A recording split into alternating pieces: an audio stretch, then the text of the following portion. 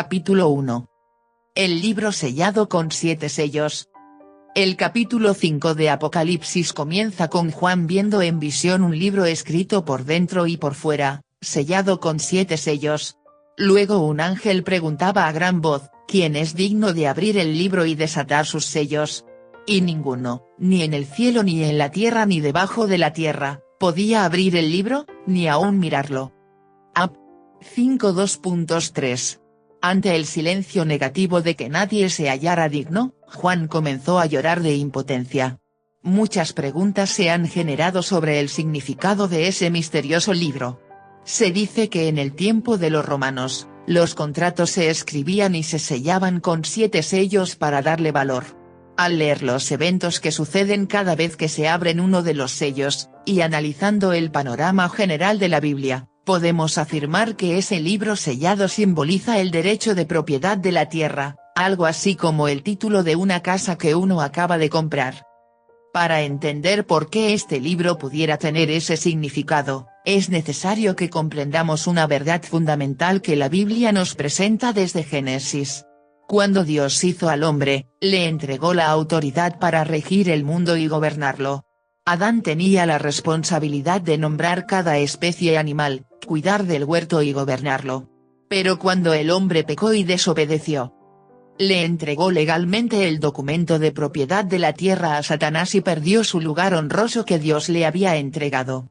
Es por esto que cuando Jesús fue tentado por Satanás en el desierto, Satanás le mostró los reinos del mundo a Jesús y le dijo que se los entregaría si postrado le adorare. Mt. 4.2.9. A pesar de que Satanás no puede hacer nada sin que Dios lo permita, y que como quiera Dios sigue reinando con poder y soberanía, no podemos negar que el título legal de la tierra y sus reinos, Adán se lo entregó a Satanás. Estimado hermano, el mundo físico se rige por el mundo espiritual, y nuestra integridad espiritual para con Dios determinará mucho el éxito en el mundo natural. No obstante, a pesar de esta mala noticia, da gozo saber que Jesús, el postrer Adán, 1 Cor. 15:45, vino a restaurar todo lo que Satanás le había robado al hombre. Así dice la palabra porque el Hijo del Hombre ha venido para salvar lo que se había perdido.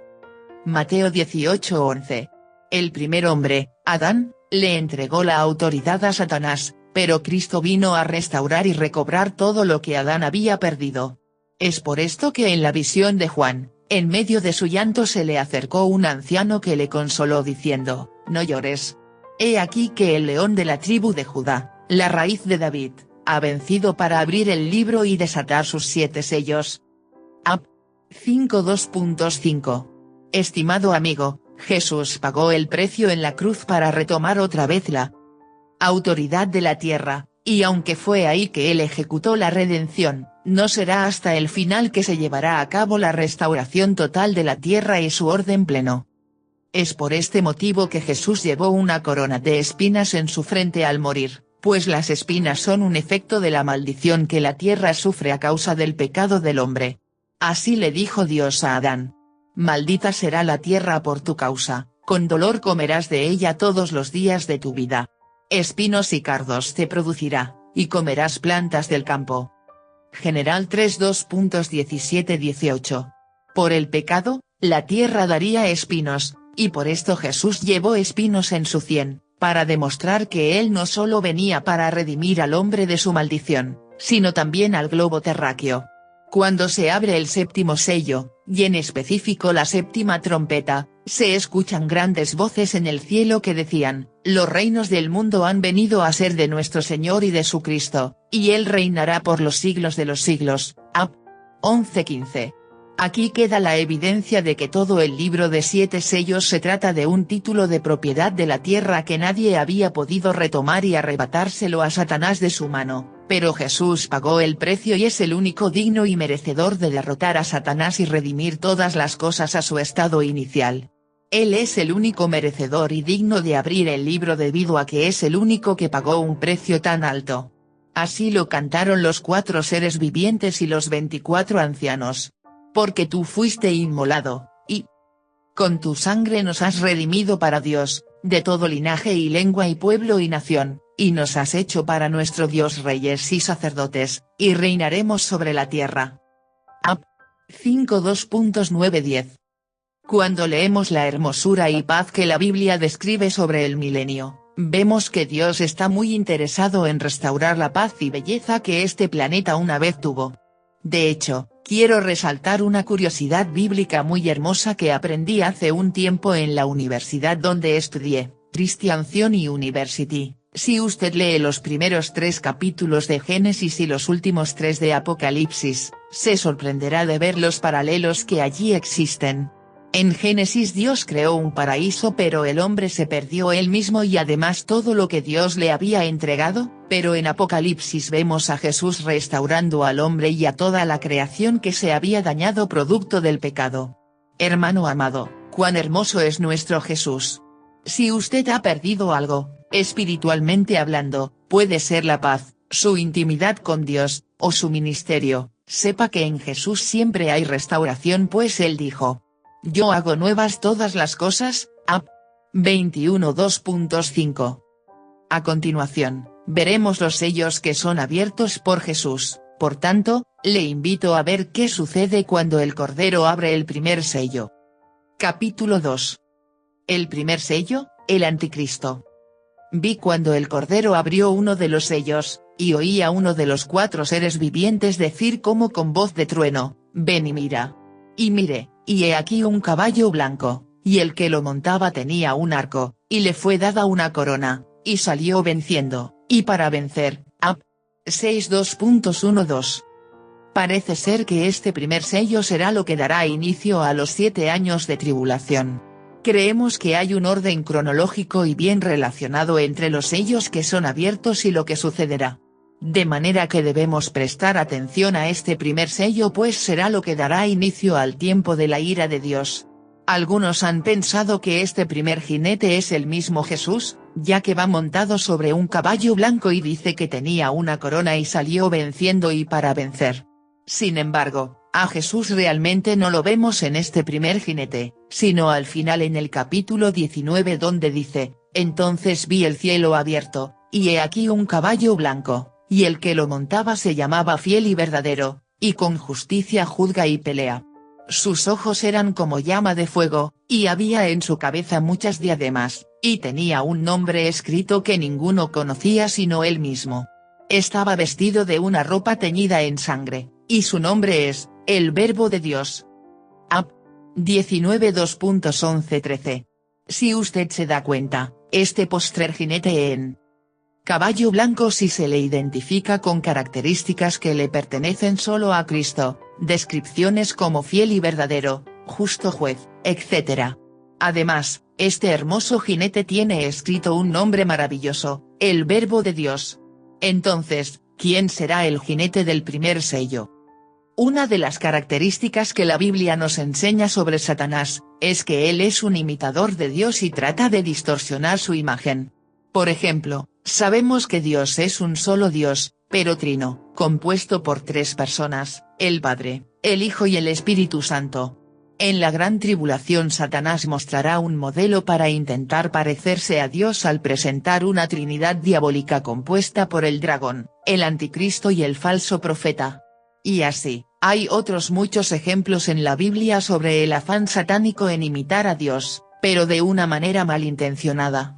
El jinete del primer sello que viene montado sobre un caballo blanco no es Jesús, sino que representa a la persona del anticristo. Él vendrá para engañar a la humanidad haciéndose pasar por el Salvador del mundo. La Biblia dice que él será un inicuo, cuyo advenimiento es por obra de Satanás, con gran poder y señales y prodigios mentirosos, y con todo engaño de iniquidad para los que se pierden. 2 TS 2:2.9-10. El anticristo vendrá con un poder satánico tan fuerte que convencerá al mundo impío de que él es el Salvador que estaban esperando. Aún los judíos van a ser engañados por él, le construirán el tercer templo, e incluso le permitirán que entre en él, hasta que luego sus ojos serán abiertos y verán que es un impostor. Además, podrá hacer grandes milagros, señales y prodigios sorprendentes que deslumbrarán hasta a los más escépticos. El caballo blanco en que viene cabalgando el anticristo simboliza el engaño y su apariencia de piedad. Él vendrá cabalgando sobre promesas de paz para el mundo. Cuando el anticristo se vaya a manifestar, el mundo estará bajo mucha inestabilidad producto de los rumores de guerra, conflictos, pobreza, epidemias, etc. Pero creemos que el evento que generará un caos cual nunca antes, y que será lo que catapultará al anticristo políticamente, será el arrebatamiento de la Iglesia. Vemos mucha evidencia bíblica para creer que el arrebatamiento será antes de los 7 años de tribulación.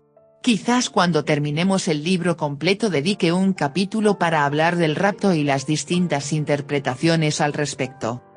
Ahora bien, pensando que el arrebatamiento es primero, imagine usted el caos que quedará en el mundo. De repente millones de personas desaparecerán, entre ellos pilotos, choferes de autos, niños, bebés, etc. Pensemos por un instante la cantidad de accidentes que se producirán en solo segundos, las líneas telefónicas de emergencia no darán abasto, las comisarías se llenarán de padres llorando y gritando, denunciando la desaparición de sus hijos. La gente no querrá trabajar durante semanas, el temor a lo desconocido les sobrecogerá y les mantendrá en shock emocional, la economía mundial colapsará, y sobre todo, las teorías sobre una invasión alienígena tomarán fuerzas. Las naciones no sabrán qué hacer, los presidentes no tendrán respuestas a la humanidad, y será en medio de ese caos fatal que el anticristo se presentará como el salvador del mundo, con promesas de dar respuestas a las desapariciones, traer paz y seguridad total, prosperidad al mundo otra vez, y sobre todo, un sistema de cuidado profesional que garantizaría la seguridad para el mundo entero. El anticristo propondrá un gobierno único para todo el mundo con la promesa de que no habrán más guerras entre naciones, ni más divisiones por religiones, pues serían un solo pueblo, con una sola religión y una sola moneda virtual. Listo, trato hecho, así dirá la humanidad. La oferta del anticristo será tan esperanzadora como engañosa, pues todo lo que prometerá, no solo será falso, sino que será a cambio de sus almas. La Biblia dice que si alguno adora a la bestia y a su imagen, y recibe la marca en su frente o en su mano, él también beberá del vino de la ira de Dios, que ha sido vaciado puro en el cáliz de su ira, y será atormentado con fuego y azufre delante de los santos ángeles y del Cordero, y el humo de su tormento sube por los siglos de los siglos. Y no tienen reposo de día ni de noche los que adoran a la bestia y a su imagen, ni nadie que reciba la marca de su nombre. Ap. 14 2.9-11. No solo vemos que el anticristo viene sobre un caballo blanco, sino que tiene un arco. Lo curioso es que el arco está sin flecha, o sea, no viene promoviendo la guerra, sino más bien todo lo contrario. El arco sin flecha levantado en alto era un gesto en las guerras antiguas para proponer un tratado de paz y detener el conflicto. El anticristo vendrá prometiendo justo eso, un tratado de paz mundial, y engañará a todos los reinos políticos, quienes le entregarán el poder. Por eso aparece este jinete con una corona que le ha sido otorgada y salió venciendo y para vencer. Desde niño siempre me he preguntado, ¿cómo es que la gente será engañada, si tienen la Biblia que anuncia cada una de las estrategias malvadas del anticristo? La respuesta la da la misma Biblia en 2 2 al revelar que Dios permitirá que un espíritu de mentira se apodere de la gente para que crean a la mentira, a manera de juicio divino por su pecado. En mi opinión personal, este es uno de los juicios más terribles que Dios pudiera enviar sobre alguien, el juicio de mente reprobada, donde la persona no se da cuenta de su pecado y es engañado por Satanás hasta caer en el abismo del infierno. La humanidad impía le ha dado tanto las espaldas a Dios, olvidándose de él y promoviendo leyes que van en contra de lo establecido por él, que, cuando el anticristo venga, Dios permitirá que sean totalmente engañados y reciban sobre sí toda la ira de Dios. Antes de seguir al siguiente sello, quiero añadir algunos detalles más sobre el anticristo. Su indiferencia hacia el sexo femenino. Daniel fue uno de los profetas del Antiguo Testamento que recibió revelaciones específicas y claras sobre los eventos del fin, en especial, con respecto a la persona del anticristo. Entre esas visiones se encuentra un detalle sorprendente: del Dios de sus padres no hará caso, ni del amor de las mujeres. DN 11:37. El profeta recibió la revelación de que el anticristo será alguien que no le interesará el amor hacia el sexo femenino. Con este detalle pudiéramos deducir algunas teorías, como que, este personaje pudiera ser homosexual o perteneciente, incluso, a alguna religión donde no permiten casarse, que exige el celibato para quienes ejercen funciones religiosas. En mi opinión personal, creo que el incremento del movimiento gay en los últimos años, y su demanda por aceptación y aprobación en los tronos mundiales tiene mucho que ver con la futura agenda del anticristo. Sin duda alguna, el nuevo orden mundial adoptará entre sus leyes principales el matrimonio homosexual y creo que hasta será algo muy común en el gobierno del anticristo. Linaje judío. Realmente este detalle debería estar entre los primeros y más importantes, pero quería primero dar una introducción al profeta Daniel, ya que es él otra vez quien recibió la revelación de que el anticristo tendrá sangre judía. En el pasaje mencionado anteriormente dice, del Dios de sus padres no hará caso, DN 11:37. Aquí tiene el nombre de Dios en mayúscula, haciendo alusión al Dios verdadero de la Biblia. Sabemos que, a través de la historia, la nación de Israel ha tenido a Jehová, como Dios. El pueblo judío lleva siglos esperando que nazca su Mesías, ya que ellos no recibieron al Cristo verdadero que caminó entre ellos hace 2000 años, y cuando el anticristo surja, ellos lo van a aceptar como el enviado del cielo. Es importante resaltar que para que ellos acepten a un hombre como su Cristo, le construyan el tercer templo y le dejen entrar a este, obviamente tiene que ser de sangre judía. No hay posibilidades que ellos acepten a alguien que no sea judío. Incluso, hay quienes piensan que también tendrá un fuerte vínculo con el pueblo musulmán debido a que ellos están esperando su Mahdi, y tienen en sus expectativas del fin algunos datos interesantes que se alinean mucho a lo que la Biblia dice sobre el personaje del anticristo. Quizás luego hable sobre este tema en el libro Humanista. Por tercera ocasión tenemos que citar el pasaje de Daniel, pues ahí hay otro detalle del anticristo. Ni respetará a Dios alguno, porque sobre todo se engrandecerá. DN 11:37. Este personaje malvado prohibirá toda religión en el mundo y afirmará su reino sobre el humanismo, la fuerza y autosuficiencia del hombre, todo sin la ayuda de Dios. De hecho, en Apocalipsis 13 dice que el que tiene entendimiento, cuente el número de la bestia, pues es número de hombre. Y su número es 666. Ap. 13:18. El número 6 en la Biblia simboliza el hombre, y el hecho de que el número del anticristo sea el 666, nos habla de su plan humanista y de independencia de Dios. Pablo recibió esta revelación y dijo acerca del anticristo, se opone y se levanta contra todo lo que se llama Dios o es objeto de culto, tanto que se sienta en el templo de Dios como Dios, haciéndose pasar por Dios. 2ds. 2.4. Además, en una de las escenas que Juan ve en visión, observa que el anticristo es una bestia que surge del mar, Ap. 13:2.1, y el mar simboliza el mundo, las naciones y el humanismo. Creo que con estos argumentos bíblicos queda bastante claro que el hombre de pecado será alguien egocéntrico, que no le importará Dios, y que tendrá un discurso basado en el humanismo y la autosuficiencia del hombre. Parecerá inmortal. Como expliqué anteriormente, este rey malvado tendrá grandes poderes satánicos para realizar señales y milagros con el propósito de persuadir a la gente a rendirse a sus pies. Pero el mundo se asombrará aún más cuando lo vean grave de muerte y se levante otra vez. Así dice la Biblia, vi una de sus cabezas como herida de muerte, pero su herida mortal fue sanada, y se maravilló toda la tierra en pos de la bestia, y adoraron al dragón que había dado autoridad a la bestia, y adoraron a la bestia, diciendo, ¿quién como la bestia, y quién podrá luchar contra ella? Ap. 13:2.34. Este pasaje nos muestra que en algún momento de su carrera, el anticristo será herido en su cabeza, lo cual indica una herida de muerte, algo grave. No sabemos si se refiere a una herida física como un atentado, o si es algo simbólico referente a un declive político o algo así. Lo que sí queda claro es que él sanará y se levantará nuevamente de una forma tan sorprendente que el mundo impío se maravillará, lo adorará y dirá quién como él. Esta será una de las estrategias satánicas para levantar la fama de este impío y hacer que lo vean como el Salvador. Creo que aquí vemos otra vez un intento de Satanás de imitar a Jesús en su resurrección de los muertos. Capítulo 3. Estalla la mentira.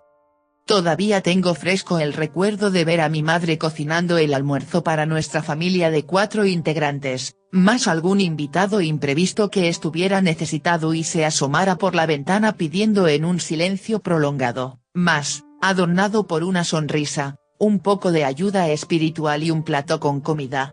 En aquellos días mis padres eran pastores en una ciudad llamada Colón, en la provincia de Matanzas, Cuba. Como todavía es de costumbre en nuestra cultura caribeña, el arroz con frijoles no podía faltar en la mesa. Podría ser que faltara la carne o algún otro acompañante, pero el sabroso potaje siempre estaba presente. De hecho, los frijoles colorados eran el caldo favorito de mis padres. Pero cocinar frijoles tenía sus riesgos, había un peligro de que la olla de presión se reventara y causara un accidente a quienes estuvieran cerca. Constantemente oíamos de historias de eventos tristes relacionados con el tema, por lo que mi mamá siempre nos alertaba a mi hermana y a mí que no nos acercáramos a la cocina en ciertos horarios. La olla de presión en la cual se cocinan alimentos como el potaje, se supone que debe estar sellada herméticamente para generar suficiente vapor dentro de sí, y así ablandar alimentos duros. Sin embargo, ellas siempre tienen una válvula de escape para que la presión salga lentamente. Pero si ésta se daña y no permite que la presión salga, entonces sucede la gran explosión. Los 3 jinetes que se ven en los siguientes 3 sellos, traerán el desastre a la tierra y estallará la mentira satánica de paz y seguridad que el anticristo habrá prometido. Será como una olla de presión repleta de mentiras y falsedades que estará a punto de explotar por todo lo alto. El caballo bermejo, la guerra. Cuando abrió el segundo sello, oí al segundo ser viviente, que decía, ven y mira. Y salió otro caballo, bermejo, y al que lo montaba le fue dado poder de quitar de la tierra la paz, y que se matasen unos a otros, y se le dio una gran espada, Ab 6:2.34. El segundo sello presenta a un jinete cabalgando sobre un caballo bermejo, color rojizo, y Juan ve que al jinete se le da una gran espada y autoridad para quitar de la tierra la paz. En el capítulo anterior dijimos que el anticristo sería un estafador. Pues aquí vemos que toda la paz y seguridad que el anticristo había prometido, y aparentemente logrado por un breve tiempo, se desplomará por sí misma. La tranquilidad en la tierra no permanecerá por el simple hecho de que la verdadera paz solamente la puede ofrecer Jesucristo. Jesús dijo que el ladrón vino para hurtar y matar y destruir, Juan 10:10, pero Jesús es el príncipe de paz, Is. 9:2.6. La humanidad pondrá la esperanza en un líder humanista y recibirá el juicio por ese pecado, ya que la Biblia dice, maldito el varón que confía en el hombre, y pone carne por su brazo, y su corazón se aparta de Jehová. J.R. 17:2.5. Yo sé de países que en algún momento de su historia pusieron su confianza en hombres, políticos y grandes oradores y, al final, fueron abofeteados por aquellos mismos en quienes pusieron su confianza. Dios no puede ser burlado. Esta segunda etapa de la tribulación traerá guerras y conflictos, posiblemente con el anticristo como protagonista. Daniel 7:21 anunció al cuerno pequeño de la cuarta bestia como un elemento de guerra. También en Mateo 24:2.68 Jesús predijo el brote de la guerra en la tribulación. La guerra será inevitable. El caballo negro, el hambre. Cuando abrió el tercer sello, oí al tercer ser viviente que decía, ven y mira. Y miré, y he aquí un caballo negro, y el que lo montaba tenía una balanza en la mano. Y oí una voz de en medio de los 4 seres vivientes, que decía, 2 libras de trigo por 1 denario, y 6 libras de cebada por 1 denario, pero no dañes el aceite ni el vino. 62.56. Es obvio que las guerras crearán un efecto dominó en el mundo entero. La economía mundial no podrá sostenerse y entrará en una recesión total, tan grave que los precios se dispararán por todo lo alto y esta vez no habrá persona alguna que logre arreglar la situación financiera de los países, esta vez será definitiva. La balanza en la mano del jinete era el instrumento usado antiguamente para calcular el precio de los alimentos. La frase dicha, 2 libras de trigo por un denario, y 6 libras de cebada por un denario, nos anuncia una inflación cual nunca antes. Un denario era, en el tiempo de Juan, el salario de un día en moneda romana, lo cual indica que, con el sueldo de un día, solo alcanzará para comprar 2 libras de trigo o 6 libras de cebada. En el tiempo de Marco Tulio Cicerón, 106-43 a.C., se sabe que un denario o su equivalente serviría para comprar 13.212 litros de trigo y 26.424 litros de cebada. De modo que la primera declaración de este pasaje significa que la inflación exigiría a un hombre trabajar todo un día para obtener la comida únicamente suficiente para él solo. Sin embargo, es esperanzador leer en el pasaje que a este jinete del caballo negro, se le ordena que no puede tocar el aceite y el vino. Mucho se ha debatido sobre qué pudieran significar estos dos elementos que el hambre no puede tocar. Algunos piensan que se refiere a ciertos tipos de alimentos que no escasearán, sin embargo, pensamos que, más bien, esto pudiera ser un mensaje simbólico sobre la protección de Dios sobre el pueblo de Israel, así como Dios los protegió en Egipto. El caballo amarillo, la muerte. Cuando abrió el cuarto sello, oí la voz del cuarto ser viviente, que decía, ven y mira. Miré, y he aquí un caballo amarillo, y el que lo montaba tenía por nombre Muerte, y el Hades le seguía, y le fue dada potestad sobre la cuarta parte de la tierra, para matar con espada, con hambre, con mortandad, y con las fieras de la tierra. Ap. 62.78. Este cuarto sello nos presenta un cuadro posguerra ya que la misma guerra del segundo sello habrá generado el hambre y escasez, lo que traerá como consecuencia en este sello la misma muerte. Estos horrores también aparecen referidos en Ezequiel 14:21. En este contexto, la muerte no se refiere a la muerte natural que llega a ser deseada por un creyente en la vejez, sino que esta muerte es un enemigo horroroso que incluye sufrimiento y una lenta muerte agónica. Es alarmante leer que este jinete matará a la cuarta parte de la población mundial, ya que eso sobrepasa a los 1.900 millones de seres humanos según las estadísticas de población mundial del 2020.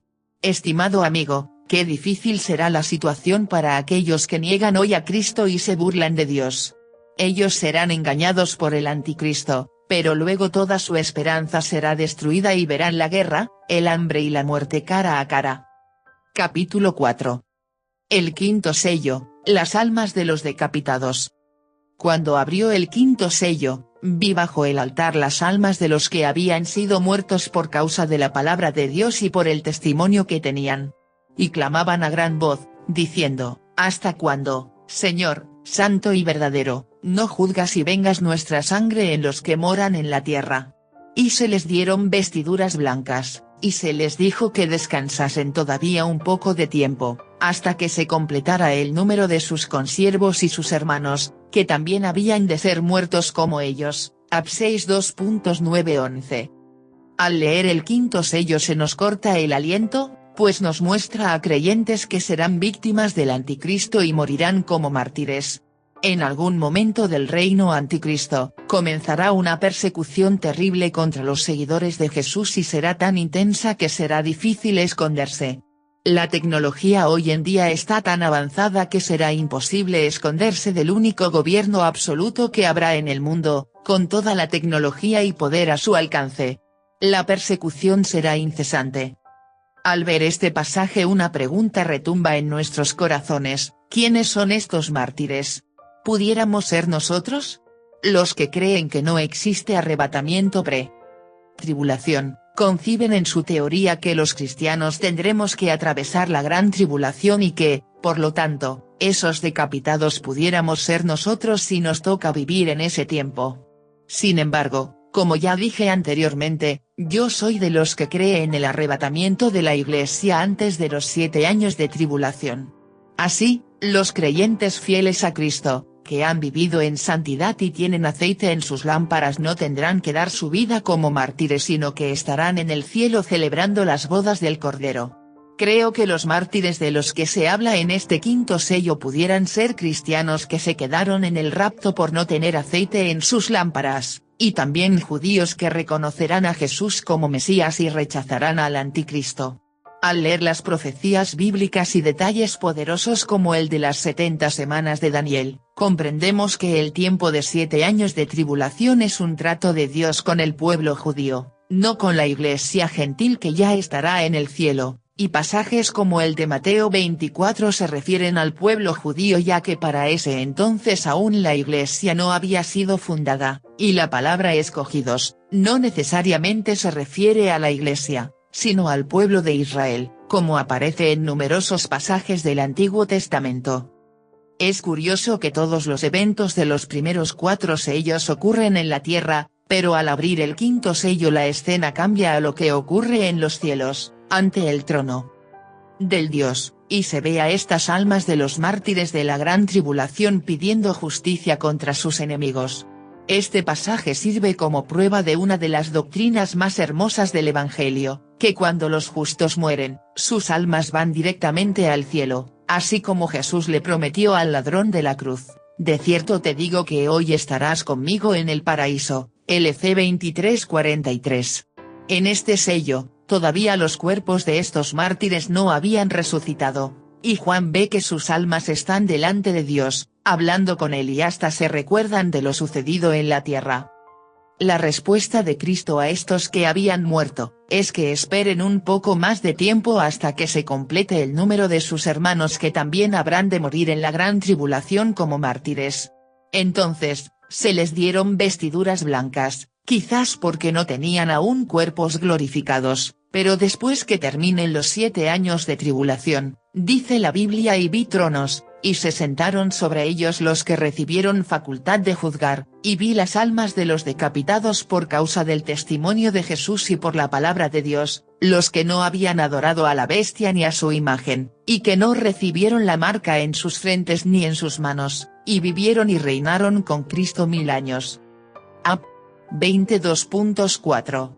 El cielo se llenará de las almas de aquellos que morirán como mártires por causa de Cristo durante los 7 años, pero al terminar el tiempo, sus cuerpos resucitarán para reinar con Cristo 1000 años en la tierra. Muchos creyentes que se quedaron no soportarán la presión de ver a sus hermanos de la fe morir frente a ellos y cederán a ponerse la marca de la bestia. Jesús alertó: muchos tropezarán entonces, y se entregarán unos a otros, y unos a otros se aborrecerán. Mt. 24:10. Permanecer en pie y dar la vida por Cristo no será cosa fácil, se necesitará un valor sobrenatural para poder soportar la prueba de perder la vida por amor a Cristo. Es por esto que debemos prepararnos para volar con Cristo en las nubes e irnos en el arrebatamiento de la Iglesia. Jesús nos dijo: velad, pues, en todo tiempo orando que seáis tenidos por dignos de escapar de todas estas cosas que vendrán, y de estar en pie delante del Hijo del Hombre. LC 21:36. Capítulo 5. El sexto sello, señales en el cielo. Miré cuando abrió el sexto sello, y he aquí hubo un gran terremoto, y el sol se puso negro como tela de cilicio, y la luna se volvió toda como sangre, y las estrellas del cielo cayeron sobre la tierra, como la higuera deja caer sus higos cuando es sacudida por un fuerte viento. Y el cielo se desvaneció como un pergamino que se enrolla, y todo monte y toda isla se removió de su lugar. Y los reyes de la tierra, y los grandes, los ricos, los capitanes, los poderosos, y todo siervo y todo libre, se escondieron en las cuevas y entre las peñas de los montes, y decían a los montes y a las peñas: caed sobre nosotros, y escondednos del rostro de aquel que está sentado sobre el trono, y de la ira del Cordero, porque el gran día de su ira ha llegado, y ¿quién podrá sostenerse en pie? 6:2.12-17. Nunca antes, con acepción del diluvio y la destrucción de Sodoma y Gomorra, El hombre ha visto tanta ira de Dios manifestada en la misma creación. Lo que sucederá en los cielos y en la tierra en el sexto sello no lo han podido imaginar ni los mejores productores de Hollywood. Este sello da inicio a una muchedumbre de eventos sobrenaturales que sucederán en la tierra como efecto de la ira de Dios. Anteriormente, solo vimos la guerra, el hambre y la hambruna. Pero ahora la gente comenzará a ver desastres naturales, tan fuertes, que nadie dudará que es la misma mano del Dios airado. Los hombres, al ver el rostro airado de Dios y la ira del Cordero, pedirán a los montes y a las peñas que caigan sobre ellos, incluso hasta buscarán la muerte, pero la muerte huirá de ellos. Qué espantado estará el mundo impío como para preferir la muerte a seguir viendo la ira de Dios. Los 144,000 sellados. Y oí el número de los sellados, 144.000 sellados de todas las tribus de los hijos de Israel. Ap. 7:2.4. Sin duda alguna, Dios tiene un plan de redención para la nación de Israel. A través de toda la historia vemos cómo Israel le falló al Señor tantas veces, y Él permitió que fueran llevados cautivos por sus enemigos, pero al final, el Señor lo restauraba nuevamente. Así fue como Dios lo restauró usando a hombres como Zorobabel, Nehemías y Esdras, quienes con la ayuda de Dios reconstruyeron la ciudad de Jerusalén, su templo y sus muros, y volvieron a ser una nación. Ese templo fue luego destruido por el general Tito, en el año 70 después de Cristo, e Israel nunca más fue una nación con heredado tierra a la cual llamar hogar. Así estuvieron durante generaciones, hasta que en el 14 de mayo de 1948, Dios redimió a Israel políticamente y fueron nuevamente un estado independiente. Pero aún falta la restauración espiritual, ya que hoy, Israel está dividido entre ateos, musulmanes, judíos ortodoxos y cristianos. Pero vendrá el momento cuando Israel reconocerá que el Jesús que ellos crucificaron 2,000 años atrás, es el verdadero Mesías, y ese tiempo será en la gran tribulación. Una vez ellos construyan el tercer templo y pongan su confianza en el anticristo, este les mostrará su verdadera cara antisemita y los perseguirá a mitad de la gran tribulación, según Daniel 9:27. Será ahí cuando se verá que han sido engañados y entonces, Dios levantará a 144,000 judíos que serán sellados para predicarle a los suyos acerca del verdadero Cristo. Ellos tendrán una misión similar a la de los dos testigos de los que habla Apocalipsis 11. El apóstol Pablo recibió esta revelación sobre los judíos y el plan divino con ellos, porque no quiero, hermanos, que ignoréis este misterio, para que no seáis arrogantes en cuanto a vosotros mismos, que ha acontecido a Israel endurecimiento en parte, hasta que haya entrado la plenitud de los gentiles, y luego todo Israel será salvo, como está escrito, vendrá de Sión el libertador, que apartará de Jacob la impiedad. Y este será mi pacto con ellos, cuando yo quite sus pecados. Ro. 11:2.25-27. Estimado hermano, Dios permitió que Israel se endureciera y no recibiera a Jesús como Mesías porque la salvación le pertenecía a ellos por linaje. De hecho, Jesús le dijo a la mujer sirofenicia, Marcos 7:24, que él había venido para los judíos, no para los gentiles.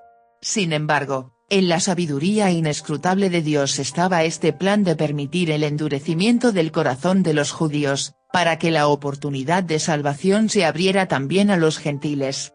Por esto Juan escribió, a lo suyo vino, y los suyos no le recibieron. Mas a todos los que le recibieron, a los que creen en su nombre, les dio potestad de ser hechos hijos de Dios. JN 1:2.11-12.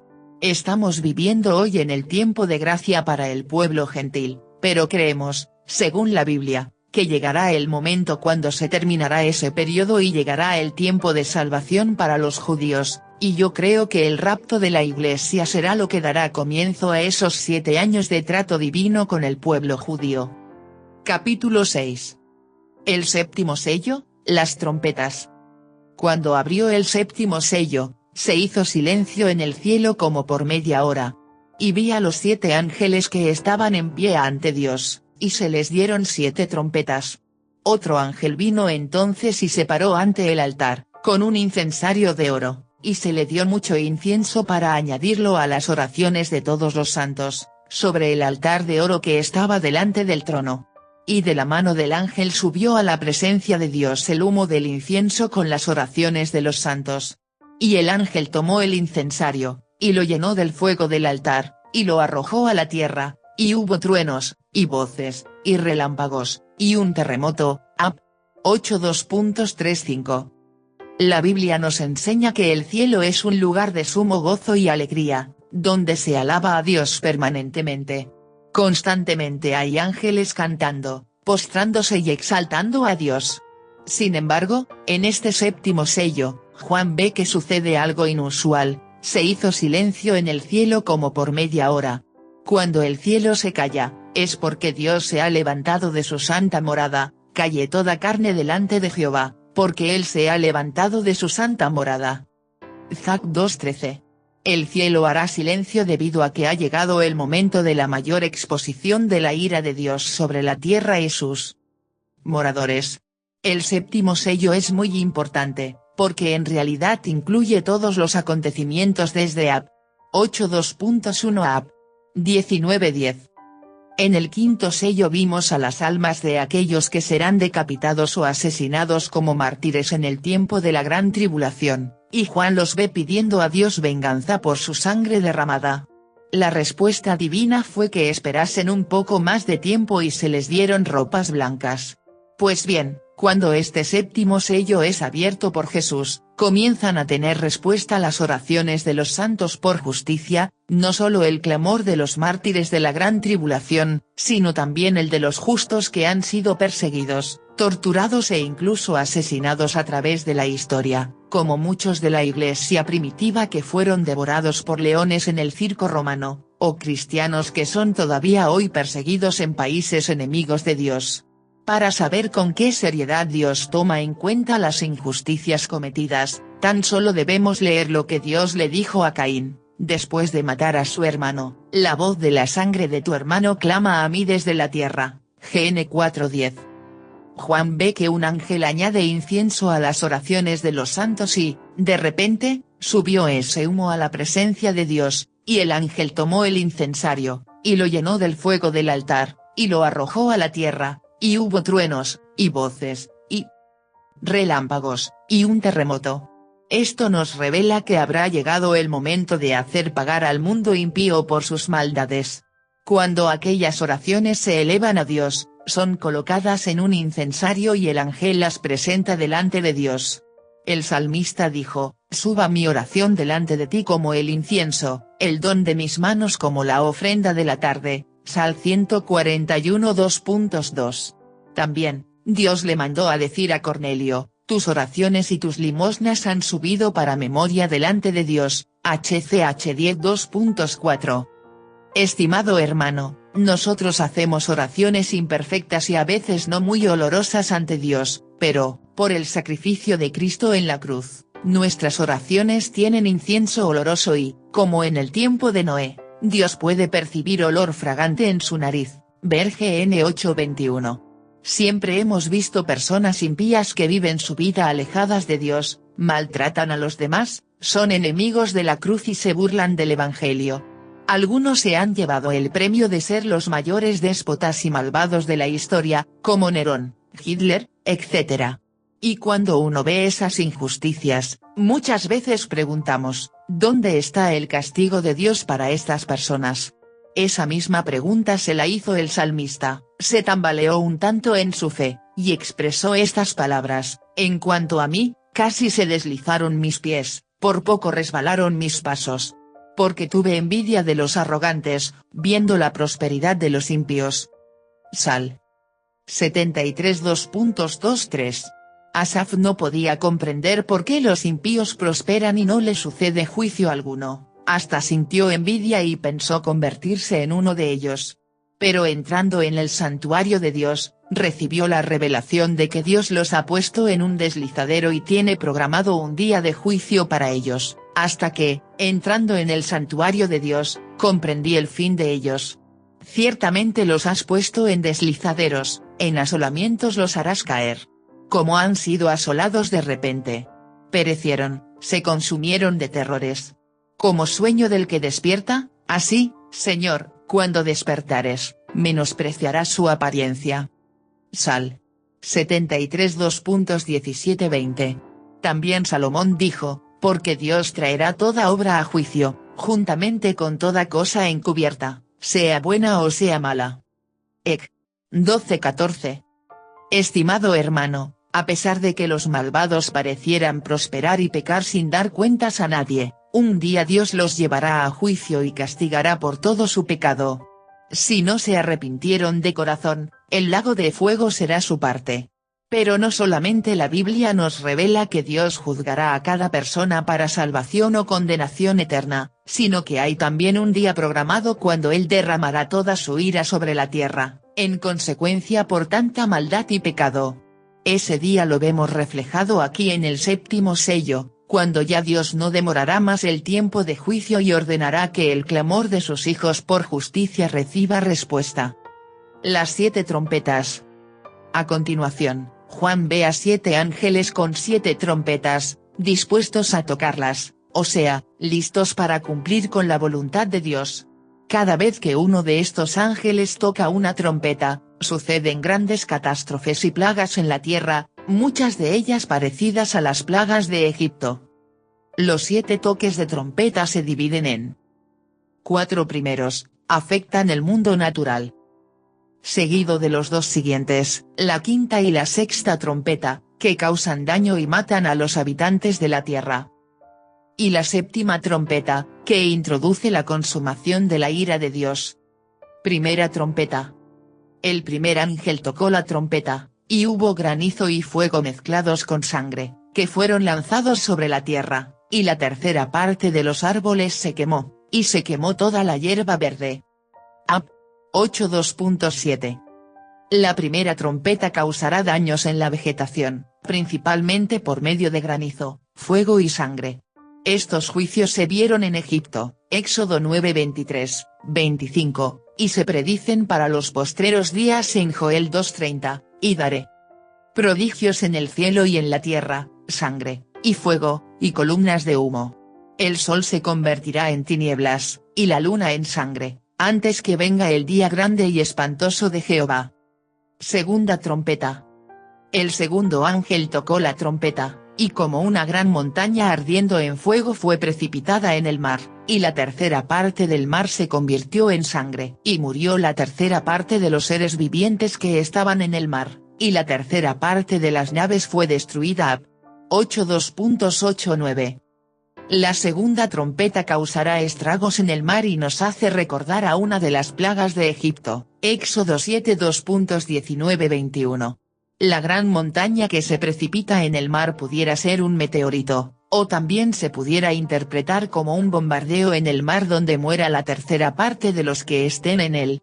La muerte de tantos millones de criaturas marinas resultará en hambre ya que muchos países del mundo dependen de la pesca y los recursos marinos.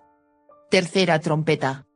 El tercer ángel tocó la trompeta, y cayó del cielo una gran estrella, ardiendo como una antorcha, y cayó sobre la tercera parte de los ríos, y sobre las fuentes de las aguas.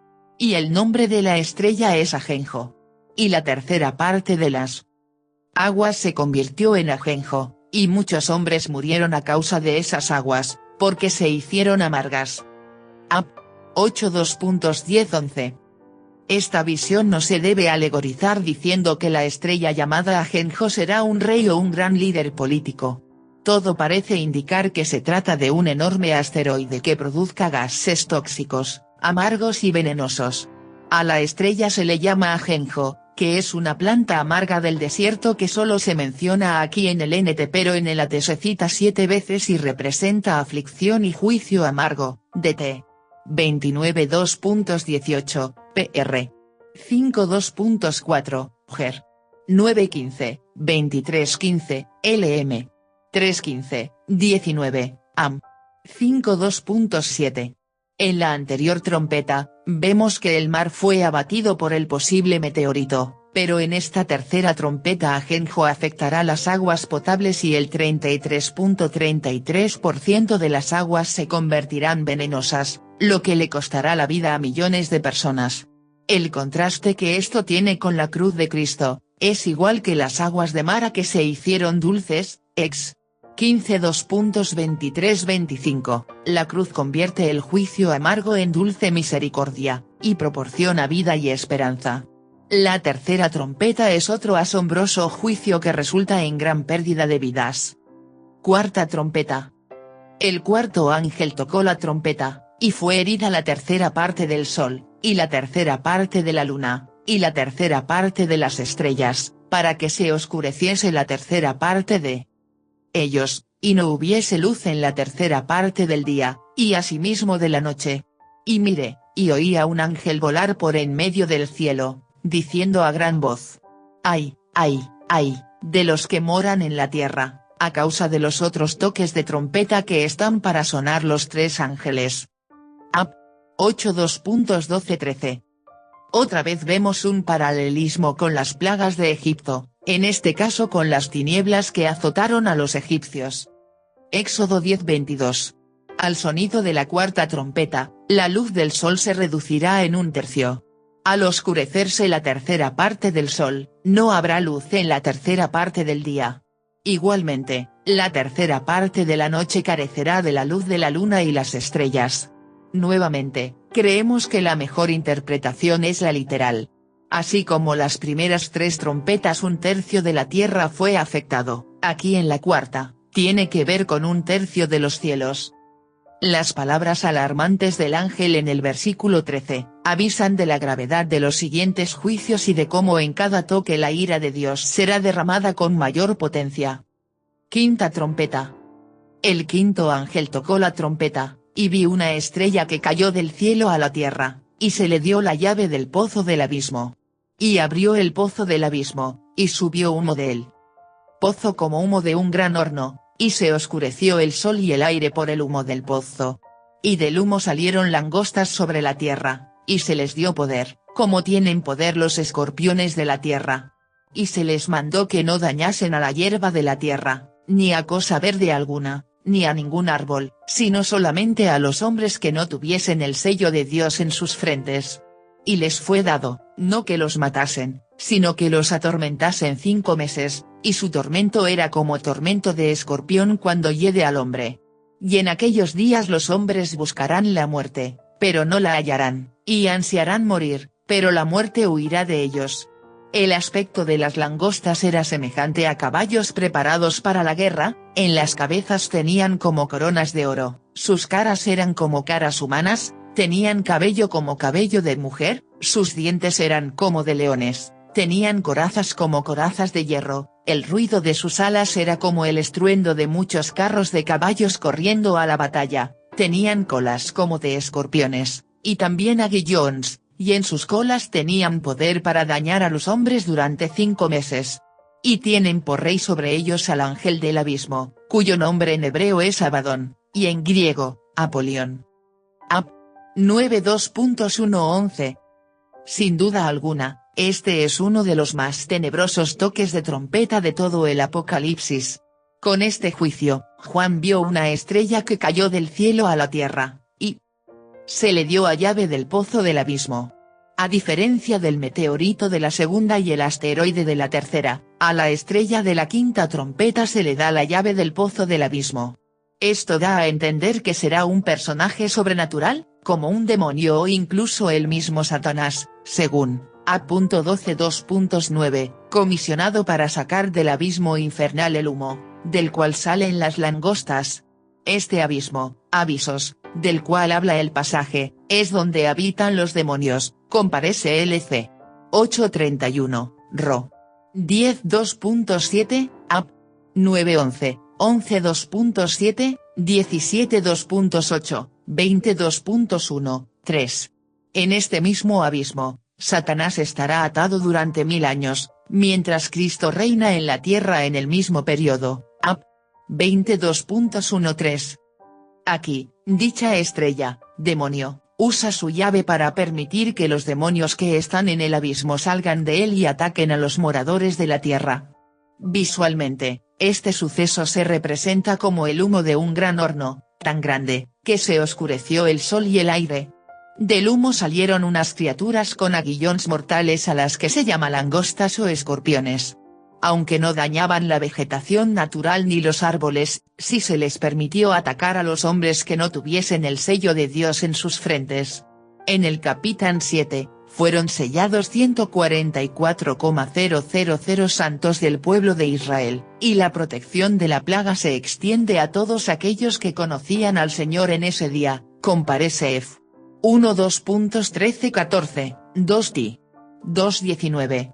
En el AT, la langosta era una plaga temible, capaz de reducir la tierra a un páramo porque arrasaba con toda la vegetación verde, ex. 10:2.12-20, JL. 1:2.47. Sin embargo, esas langostas no se comían la vegetación, sino que se les dio el poder de atormentar a los hombres por 5 meses, compare Seab. 9:10. Por lo tanto, pudiéramos decir que estos pueden ser demonios, quizás hasta visibles con apariencia de langostas. Pero insisto en que es imposible sacar una interpretación segura sobre este pasaje debido a que nunca se ha visto en la tierra semejante aspecto de langostas, por eso pienso que las langostas pudieran ser una descripción simbólica de los demonios que atormentarán a los impíos. Las características de estas langostas o saltamontes son aterradoras, parecen como monstruos sacados de una película de terror. No pienso que sea una descripción literal de las langostas, sino que, más bien, pudiera estar haciendo alusión al poder satánico. También dice que estos demonios tienen un rey sobre ellos cuyo nombre en hebreo es Abadón, y en griego, Apolión. Ambos términos significan destructor. Aunque Satanás a veces se describe como un ángel de luz, 2 Co. 11:14, aquí, él y sus demonios se ven como lo que son en realidad, destructores. Este juicio se extenderá por 5 meses y causará tanto sufrimiento en las personas que desearán morir, pero la muerte huirán de ellos, digamos que estarán imposibilitados de quitarse la vida. Sexta trompeta. El sexto ángel tocó la trompeta, y oí una voz de entre los 4 cuernos del altar de oro que estaba delante de Dios, diciendo al sexto ángel que tenía la trompeta: desata a los 4 ángeles que están atados junto al gran río Éufrates. Y fueron desatados los 4 ángeles que estaban preparados para la hora, día, mes y año, a fin de matar a la tercera parte de los hombres. Y el número de los ejércitos de los jinetes era 200 millones. Yo oí su número. Así vi en visión los caballos y a sus jinetes, los cuales tenían corazas de fuego, de zafiro y de azufre. Y las cabezas de los caballos eran como cabezas de leones, y de su boca salían fuego, humo y azufre. Por estas 3 plagas fue muerta la tercera parte de los hombres, por el fuego, el humo y el azufre que salían de su boca. Pues el poder de los caballos estaba en su boca y en sus colas, porque sus colas, semejantes a serpientes, tenían cabezas, y con ellas dañaban. Ap. 9:2.13-19. Al igual que en la quinta trompeta, se nos habla posiblemente de demonios que serán sueltos con una misión especial. Antes habrán demonios atormentando a los impíos y la muerte huirá de ellos, pero en este caso, los demonios tienen la misión de dar muerte a los hombres. Cuando el pasaje habla sobre los 4 ángeles que estaban preparados para la hora, día, mes y año, a fin de matar a la tercera parte de los hombres, parecen ser demonios muy poderosos que Dios ha puesto en cautiverio hasta que llegue el momento preciso. Hay que recordar que Satanás antes era Lucifer, y arrastró consigo a muchos ángeles que se convirtieron en demonios. Algunos de ellos posiblemente eran muy poderosos y Dios les privó de libertad por algún tiempo. Hay que recordar que en Daniel capítulo 10, se nos habla sobre un príncipe de Persia que le había hecho la guerra en los aires al ángel que traía la respuesta del cielo. Todo parece indicar que se refiere a un demonio que tenía autoridad satánica sobre la geografía persa, lo cual indica que hay distintos niveles de autoridad y señorío en el mundo demoníaco. Recordemos que los demonios son una especie de ejército que tiene a Lucifer como su rey. Aquí vemos que cuando suene la sexta trompeta, se les dará libertad a estos 4 demonios y reunirán un ejército, que no sabemos si es de hombres o de demonios, para matar a la tercera parte de los hombres, lo que el pasaje sí dice es que será de 200 millones. Cabe decir que en el cuarto sello, el caballo amarillo anunció la muerte de la cuarta parte de la población mundial, pero ahora, estos demonios matarán a la tercera parte de los que hayan quedado, o sea, más de 1,700 millones de personas. Estos 2 juicios solos, sin considerar a los demás, provocan la muerte de la mitad de la población mundial. Juan vio a los caballos y a sus jinetes, los cuales tenían corazas de fuego, de zafiro y de azufre. Y las cabezas de los caballos eran como cabezas de leones, lo cual implica que eran algo más que caballos normales. Además, Juan declara que vio que de su boca salían fuego, humo y azufre. Algunos han identificado este cuadro con una guerra moderna, que incluye el uso de tanques de guerra. Ya sea que se tome literal o simbólicamente, este pasaje ciertamente implica una terrible destrucción y una aterradora fuerza invasora. Los sobrevivientes no se arrepentirán. Los siguientes versículos nos muestran un dato alarmante que Dios conoce en su omnisciencia, y los otros hombres que no fueron muertos con estas plagas, ni aún así se arrepintieron de las obras de sus manos, ni dejaron de adorar a los demonios, y a las imágenes de oro, de plata, de bronce, de piedra y de madera, las cuales no pueden ver, ni oír, ni andar, y no se arrepintieron de sus homicidios, ni de sus hechicerías, ni de su fornicación, ni de sus hurtos. V. 20:21. Ni siquiera la manifestación literal de la ira de Dios logrará que los impíos sientan remordimiento por su maldad. Recuerdo que cuando Jesús citó la historia del rico y Lázaro, el rico, estando en el tormento, alzó su mirada y vio a Lázaro junto a Abraham, a quien pidió que enviara a Lázaro de entre los muertos a avisarle a los hermanos del rico que el lugar de tormento sí existía. El argumento del rico era que si ellos veían a alguien resucitar y anunciarles que había visto a su hermano en el Hades, seguramente eso les convencería para cambiar de vida. Pero la respuesta de Abraham fue: a Moisés y a los profetas tienen, óiganlos. Si no oyen a Moisés y a los profetas, tampoco se persuadirán aunque alguno se levantare de los muertos. LC 16 2.29-31. Estimado amigo, las señales y milagros acompañan el mensaje del Evangelio, pero no son las señales las que transforman las vidas, sino el mensaje de la palabra de Dios. Aclaro que yo soy un pastor que creo en la vigencia de los dones de sanidad y todos los otros que Dios otorgó a su pueblo, pero tristemente, muchos ven los milagros como el fin, cuando en realidad no es así. Recuerdo cuando era niño, que en la iglesia donde mis padres pastoreaban, muchas veces hicimos campañas multitudinarias con grandes hombres de Dios como Rafael Mendoza y otros hombres muy usados por el Señor en milagros y señales. Es verdad que en esos eventos, muchas personas se arrepentían genuinamente y cambiaban de vida, pero otros, aunque recibían la sanidad de tumores, cáncer y diversas enfermedades, nunca más regresaban a la iglesia, así como los 9 leprosos ingratos a los que Jesús sanó. Esto demostraba que más que los milagros, es la palabra y el poder de convencimiento del Espíritu Santo lo que convierte a las personas genuinamente.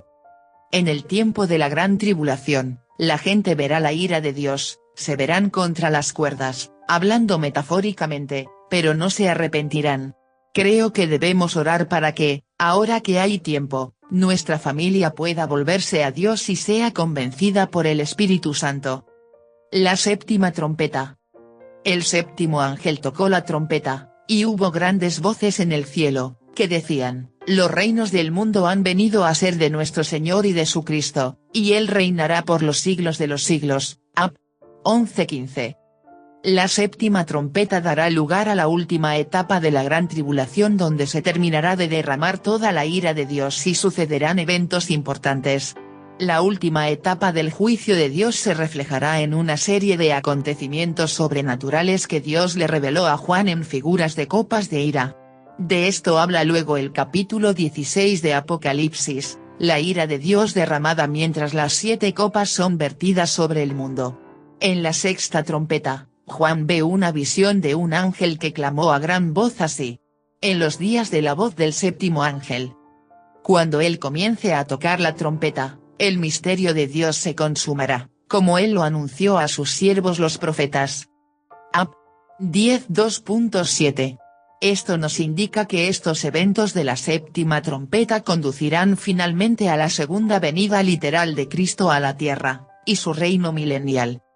A partir de esta séptima trompeta, Apocalipsis nos habla sobre visiones significativas como la mujer y el dragón, las 2 bestias, las 7 plagas postreras, las copas de ira, la condenación de la gran ramera, la caída de Babilonia, los 1000 años, y la Nueva Jerusalén entre algunas otras. Como comenté previamente, es posible que continuemos este estudio en el futuro para abarcar otros temas del Apocalipsis. Conclusión. Uno de los secretos que he aprendido del Apocalipsis, es que no solamente nos habla de los eventos del fin, el anticristo o la ira de Dios, sino que, sobre todo, contiene un mensaje de ánimo y victoria para los santos a través de la historia, pues a través de todas estas visiones vemos a Jesús como victorioso y todopoderoso. Un día la muerte no será más, Satanás será derrotado y encarcelado, el anticristo y su falso profeta serán echados al lago de fuego, y todos los enemigos de Cristo tendrán que postrarse y declarar que Él es el Señor. Además, no solo Apocalipsis nos alegra el corazón al demostrarnos la victoria final de nuestro Cristo, sino que también nos anima y reta a permanecer firmes hasta el final. 5 veces encontramos en este libro las palabras al que venciere y luego resalta algunas promesas para los vencedores. Al que venciere, le daré a comer del árbol de la vida, el cual está en medio del paraíso de Dios. Ap. 2.2.7. Al que venciere, daré a comer del maná escondido, y le daré una piedrecita blanca, y en la piedrecita ha escrito un nombre nuevo, el cual ninguno conoce sino aquel que lo recibe. Ap. 2.17. Al que venciere y guardare mis obras hasta el fin, yo le daré autoridad sobre las naciones, y la regirá con vara de hierro, y serán quebradas como vaso de alfarero, como yo también la he recibido de mi Padre, y le daré la estrella de la mañana. Ap. 2.2.26-28. Al que venciere, yo lo haré columna en el templo de mi Dios, y nunca más saldrá de allí, y escribiré sobre él el nombre de mi Dios, y el nombre de la ciudad de mi Dios, la nueva Jerusalén, la cual desciende del cielo, de mi Dios, y mi nombre nuevo. Ap. 3.12. Al que venciere, le daré que se siente conmigo en mi trono, así como yo he vencido, y me he sentado con mi Padre en su trono. Ap. 3.21. Cuántas promesas hermosas para aquellos que logren permanecer firmes en su fe y amor a Cristo. Estimado hermano, en este mundo nos enfrentaremos al pecado, a Satanás que nos tienta, a nuestra carne pecaminosa que nos pide rendirnos en la batalla por la pureza. Enfrentaremos también a enemigos de la fe, movimientos anticristianos, etc. Pero la palabra de Dios nos manda a permanecer firmes, llegar al final de la carrera y ser coronados por Cristo como vencedores. La palabra dice, y todo aquel que tiene esta esperanza en Él, se purifica a sí mismo, así como Él es puro. 1 Juan 3.2.3. El apóstol Pablo logró terminar la carrera con gozo y dijo, he peleado la buena batalla, he acabado la carrera, he guardado la fe. Por lo demás, me está guardada la corona de justicia, la cual me dará el Señor, juez justo, en aquel día, y no solo a mí, sino también a todos los que aman su venida. 2 Timoteo 4.2.7-8. Adelante pueblo de Dios, que una gran recompensa nos espera. El Rey ya viene. Maranata.